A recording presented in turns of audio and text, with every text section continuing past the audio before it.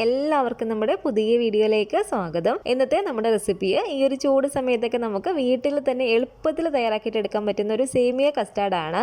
നല്ല ടേസ്റ്റി ആയിട്ടുള്ള ഒരു റെസിപ്പിയാണ് കേട്ടോ. നിങ്ങളിത് ട്രൈ ചെയ്ത് നോക്കുകയാണെങ്കിൽ എന്തായാലും ഇഷ്ടപ്പെടും. അപ്പോൾ ഈ ഒരു സേമിയ കസ്റ്റാർഡ് എങ്ങനെയാണ് തയ്യാറാക്കുന്നതെന്ന് നമുക്കൊന്ന് നോക്കാം. ഈ ഒരു വീഡിയോ കാണുന്ന സമയത്ത് ഇഷ്ടപ്പെടുവാണെങ്കിൽ മറക്കാതെ തന്നെ ഒരു ലൈക്ക് ബട്ടണും കൂടെ ഒന്ന് ക്ലിക്ക് ചെയ്യണേ. അപ്പോൾ ആദ്യം തന്നെ നമുക്കിതിലേക്ക് വേണ്ടത് കുറച്ച് കസ്റ്റാർഡ് പൗഡറാണ്. ആദ്യം നമുക്ക് ഈ ഒരു പാത്രത്തിലേക്ക് 1 ടേബിൾ സ്പൂണോളം കസ്റ്റാർഡ് പൗഡർ ഞാൻ ഇട്ട് കൊടുക്കുകയാണ്. ഇതിലേക്ക് ഇനി നമുക്കൊരു അരക്കപ്പ് അളവിൽ പാലും കൂടി ചേർത്ത് കൊടുത്തിട്ട് നല്ലപോലെ തന്നെ ഒന്ന് മിക്സ് ചെയ്തിട്ട് എടുക്കാം കേട്ടോ. ഒട്ടും തന്നെ കട്ടകളൊന്നും വരാത്ത രീതിയിൽ വേണം നമ്മളൊന്ന് മിക്സ് ചെയ്തെടുക്കാൻ വേണ്ടിയിട്ട്. വീണ്ടും ഇതിലേക്ക് 1 ടേബിൾ സ്പൂണോളം കസ്റ്റാർഡ് പൗഡറും കൂടി ഞാൻ ഇട്ട് കൊടുക്കുകയാണ് കേട്ടോ. അപ്പോൾ ടോട്ടൽ ഇതിലേക്ക് 2 ടേബിൾ സ്പൂണോളം കസ്റ്റാർഡ് പൗഡർ ഞാൻ എടുത്തിട്ടുണ്ട്. നന്നായിട്ട് ഇതുപോലെ മിക്സ് ചെയ്ത് കൊടുക്കുക. അപ്പോൾ ഇത് കണ്ടില്ല, ഒട്ടും തന്നെ കട്ടകളില്ലാതെ നല്ലപോലെ തന്നെ ഞാനൊന്ന് മിക്സ് ചെയ്തെടുത്തിട്ടുണ്ട്. ഇനി ഫ്ലെയിം ഓൺ ചെയ്തിട്ട് ഇതുള്ളൊരു പാത്രത്തിലേക്ക് നമുക്ക് 1 ടീസ്പൂണോളം നെയ്യ് ചേർത്ത് കൊടുക്കാം. നെയ്യ് തന്നെ ചേർത്ത് കൊടുക്കുന്നതായിരിക്കും ടേസ്റ്റ് കൂടുതൽ. നെയ്യ് ഉപയോഗിക്കാത്തവരാണെങ്കിൽ നമുക്ക് അതിന് പകരമായിട്ട് ഓയിൽ വേണമെങ്കിൽ ചേർത്ത് കൊടുക്കാവുന്നതാണ്. നെയ്യ് ഒന്ന് ചൂടായിട്ട് വരുമ്പോഴത്തേക്കും ഇനി നമുക്ക് ഇതിലേക്ക് ചേർത്ത് കൊടുക്കേണ്ടത് ഒരു 4 ടേബിൾ സ്പൂണോളം സേമിയാണ്. 4 ടേബിൾ സ്പൂണോളം സേമിയയും കൂടി ഇതിലേക്ക് ഇട്ട് കൊടുത്തിട്ട് നല്ല പോലെ തന്നെ നമുക്കിതൊന്ന് വറുത്തെടുക്കാം. തീയൊന്ന് കുറച്ച് വെച്ച് കൊടുത്തിട്ട് തന്നെ നമ്മളൊന്ന് ഇളക്കി കൊടുക്കാം കേട്ടോ. സാധാരണ നമ്മൾ പായസത്തിനൊക്കെ വറുത്തിട്ടെടുക്കത്തില്ലേ, അതുപോലെ തന്നെ ഒന്ന് വറുത്തെടുത്താൽ മതി.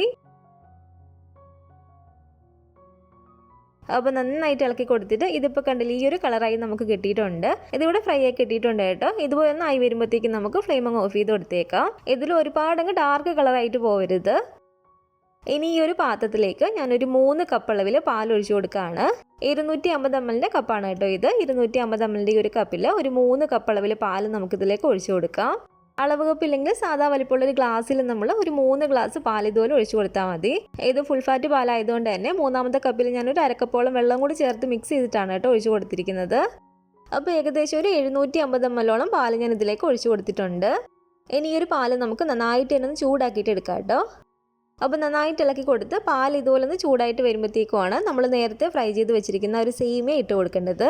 ഇനി ആ ഒരു ഫ്രൈ ചെയ്ത് വെച്ചിരുന്ന ഈ ഒരു സേമിയ മുഴുവൻ ഇതിലേക്ക് ഇട്ട് കൊടുത്തിട്ട് നമുക്കൊന്ന് വേവിച്ചിട്ടെടുക്കാം. സേമിയ നമ്മൾ വേവിക്കുന്ന സമയത്ത് ഒരുപാട് വെന്തങ്ങ് പോവരുത്. ഏകദേശം ഒരു 80% നമ്മൾ സേമിയ ഒന്ന് വേവിച്ചിട്ടെടുത്താൽ മതി. അപ്പോൾ ഒരു മീഡിയം ഫ്ലെയിമിൽ വെച്ച് കൊടുത്തിട്ട് തന്നെ നമുക്കിത് നല്ല പോലെ തന്നെ ഒന്ന് ഇളക്കി കൊടുക്കാം. നന്നായിട്ട് ഇളക്കി കൊടുത്തിട്ട് ആ ഒരു സേമിയ കൂടെ നമുക്കൊന്ന് വേവിച്ചിട്ടെടുക്കാം കേട്ടോ.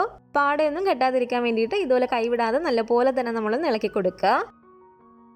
ഇതിപ്പോൾ കണ്ടില്ല, ഒരു സേമിയ ആണെങ്കിലും ഒരു 80% തന്നെ നമുക്കൊന്ന് വെന്ത് കിട്ടിയിട്ടുണ്ട്.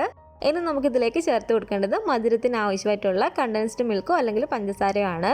ഞാനിപ്പോൾ ഇതിലേക്ക് 1 ടേബിൾ സ്പൂണോളം കണ്ടൻസ്ഡ് മിൽക്കും ബാക്കി പഞ്ചസാരയും കൂടാണ് കേട്ടോ ചേർത്ത് കൊടുക്കുന്നത്. അപ്പോൾ 1 ടേബിൾ സ്പൂണോളം കണ്ടൻസ്ഡ് മിൽക്കും കൂടി ചേർത്ത് കൊടുത്തിട്ട് നന്നായിട്ട് ഇളക്കി കൊടുക്കുകയാണ്. രണ്ടും കൂടി ചേർത്ത് കൊടുക്കണമെന്നില്ല. കണ്ടൻസ്ഡ് മിൽക്കും കൂടി ചേർത്ത് കൊടുക്കുമ്പോൾ കുറച്ചും കൂടി നല്ലൊരു ടേസ്റ്റ് ആയിരിക്കും. ഏതെങ്കിലും ഒന്ന് ചേർത്ത് കൊടുത്താലും മതി കേട്ടോ മധുരത്തിന് വേണ്ടിയിട്ട്. ശേഷം നമുക്കിതിലേക്ക് ആവശ്യത്തിനുള്ള പഞ്ചസാരയും കൂടി ചേർത്ത് കൊടുക്കാം. ആദ്യം ഞാനിതിലേക്ക് ഒരു 3 ടേബിൾ സ്പൂണോളം പഞ്ചസാരയാണ് കേട്ടോ ചേർത്ത് കൊടുക്കുന്നത്. മധുരമൊക്കെ നമ്മുടെ ഒരു ഇഷ്ടത്തിനനുസരിച്ച് കൂട്ടിയോ കുറച്ചോ ചേർത്ത് കൊടുക്കാനാണ്. അപ്പോൾ ഈ ഒരു പഞ്ചസാരയും കൂടി ചേർത്ത് നല്ല പോലെ തന്നെ ഇളക്കിയതിന് ശേഷമാണ് നമ്മൾ ആദ്യമേ മിക്സ് ചെയ്ത് വെച്ചിരുന്ന ഒരു കസ്റ്റാർഡ് പൗഡറിൻ്റെ ഒരു മിക്സ് ഇല്ലേ, വീണ്ടും നമ്മൾ നന്നായിട്ട് ഒന്ന് ഇളക്കി കൊടുക്കണേ. എന്തെങ്കിലും കട്ടകളുണ്ടെങ്കിൽ അത് പോകാൻ വേണ്ടിയിട്ട് നന്നായിട്ട് ഇളക്കിയതിന് ശേഷം വേണം നമ്മൾ ഇതിലേക്ക് ഒഴിച്ചു കൊടുക്കാൻ വേണ്ടിയിട്ട്. അപ്പോൾ ഒരു കസ്റ്റാർഡ് പൗഡറിൻ്റെ ഒരു മിക്സും കൂടെ ഞാൻ ഇതിലേക്ക് ഒഴിച്ചു കൊടുത്തിട്ടുണ്ട്. എന്നിട്ട് നല്ലപോലെ തന്നെ നമുക്കിത് ഇളക്കി കൊടുക്കാം കേട്ടോ. ഒരു മീഡിയം ഫ്ലെയിമിൽ വെച്ച് കൊടുത്തിട്ട് തന്നെ നമ്മളൊരു 3-4 മിനിറ്റോളം നന്നായിട്ട് തന്നെ ഇളക്കി കൊടുക്കുക. ചെറിയതായിട്ട് നമുക്കിതൊന്ന് കുറുകി കിട്ടണം. ഒരുപാടതങ്ങ് കുറുകി പോകരുത്, ചെറിയതായിട്ട് നമുക്കിതൊന്ന് കുറുകി കിട്ടണം. അപ്പോൾ ഇതുപോലെ നന്നായിട്ട് നമുക്കൊന്ന് ഇളക്കി കൊടുക്കാം.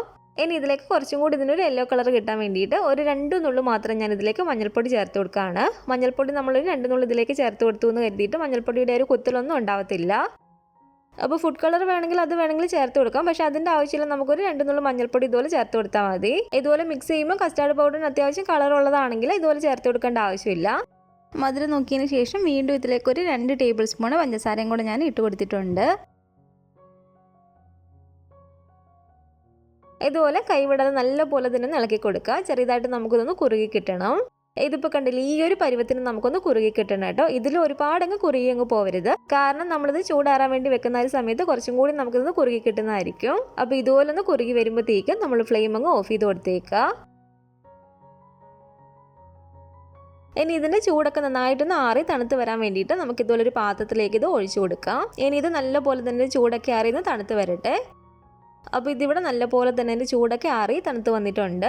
ഇനി ഇതൊരു മൂടി വെച്ചിട്ട് അടച്ചു വെച്ച് കൊടുക്കുക, അല്ലെങ്കിൽ ഇതൊരു ക്ലിംഗ് റാപ്പ് വെച്ചിട്ട് കവർ ചെയ്തിട്ട് നമുക്കിത് ഫ്രിഡ്ജിലേക്ക് എടുത്ത് വെച്ച് കൊടുക്കാം, നല്ലപോലെ തന്നെ ഒന്ന് തണുക്കാൻ വേണ്ടിയിട്ട്. നന്നായിട്ട് ഇത് തണുത്താൽ മാത്രമേ നമ്മളിത് കുടിക്കുന്ന സമയത്ത് നല്ലൊരു ടേസ്റ്റ് ഉണ്ടാവത്തുള്ളൂ. സാധാരണ നമ്മൾ പുറത്തുനിന്നൊരു കൂൾ ബാറിൽ നിന്നൊക്കെ ഒരു ഫലൂദയോ അല്ലെങ്കിൽ ഒരു ജ്യൂസൊക്കെ കുടിക്കുന്ന ഒരു തണുപ്പ് തന്നെ വേണം ഇതിനും. അപ്പോൾ നന്നായിട്ട് തന്നെ നമുക്കിത് തണുപ്പിച്ചിട്ടെടുക്കാം.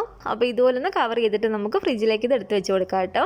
ഞാനിപ്പോൾ ഇത് ഏകദേശം ഒരു 3-3.5 മണിക്കൂറോളം ഫ്രിഡ്ജിൽ വെച്ചിരുന്ന കേട്ടോ. ഫ്രീസറിലല്ല, ഫ്രിഡ്ജിൽ താഴെ വെച്ചിരുന്നാൽ മതി. നല്ല പോലെ തന്നെ നമുക്കിത് തണുത്ത് കിട്ടിയിട്ടുണ്ട്. ഇനി നമുക്ക് ഇതുപോലെ ഒന്ന് സെറ്റ് ചെയ്യാൻ വേണ്ടിയിട്ട് നമുക്ക് ആവശ്യമായിട്ടുള്ള സാധനങ്ങൾ: 1 ടേബിൾ സ്പൂണോളം കസ്കസ് ആണ്. നമ്മൾ സാധാരണ ഒരു കുലുക്കി സർബത്തിനകത്തൊക്കെ ഇടുന്ന ഒരു ചെറിയൊരു കുരുവില്ലേ, ഒരു സബ്ജ സീഡ്സ് എന്നൊക്കെ പറഞ്ഞ് നമുക്ക് വാങ്ങിക്കാൻ കിട്ടും. അത് 1 ടേബിൾ സ്പൂണോളം ഞാൻ ഈ ഒരു പാത്രത്തിലേക്ക് ഇട്ട് കൊടുത്തിട്ടുണ്ട്. ഇതിലേക്ക് നമുക്കൊരു 1/2 കപ്പോളം വെള്ളം കൂടി ഒഴിച്ച് കൊടുത്തിട്ട് നല്ലപോലെ തന്നെ ഇളക്കി കൊടുക്കുക. ഒരു 5-10 മിനിറ്റ് ഒക്കെ കഴിയുമ്പോഴത്തേക്കും തന്നെ ഇത് നല്ല ഡബിൾ ആയിട്ട് തന്നെ നമുക്ക് കിട്ടും. അപ്പോൾ ഇതൊന്ന് നമുക്ക് മാറ്റി വെക്കാം. അതുപോലെ തന്നെ ഇനി ഇതിലേക്ക് വേണ്ടത് കുറച്ച് ഫ്രൂട്ട്സ് ആണ്. ഇത് അത്യാവശ്യം വലിപ്പമുള്ള ഒരു നല്ല പഴുത്തൊരു മാതള നാരങ്ങ ഇതിലൊന്ന് അടർത്തിയെടുത്താണ്. അതുപോലെ തന്നെ ഒരു ആപ്പിൾ ഇതുപോലെ ചെറുതായിട്ട് കട്ട് ചെയ്തതാണ് കേട്ടോ. ഇത് വേറെ വേണമെങ്കിൽ നമുക്ക് ഇതിലേക്ക് ഇഷ്ടമുള്ള ഫ്രൂട്ട്സ് ഒക്കെ കട്ട് ചെയ്തിട്ട് ഇട്ട് കൊടുക്കാവുന്നതാണ്. വേറെ പഴങ്ങളൊന്നും നമ്മൾ ഇതിലേക്ക് ചേർത്ത് കൊടുത്തില്ലെങ്കിലും ഈ ഒരു അനാർ നമ്മൾ ചേർത്ത് കൊടുക്കുന്നത് ഒഴിവാക്കാതിരിക്കുക കേട്ടോ. ഈ ഒരു ഫ്രൂട്ട്സ് ആണെങ്കിൽ ഞാൻ ഫ്രിഡ്ജിൽ വെച്ച് നന്നായിട്ട് തണുപ്പിച്ചെടുത്തിരിക്കുന്നതാണ്.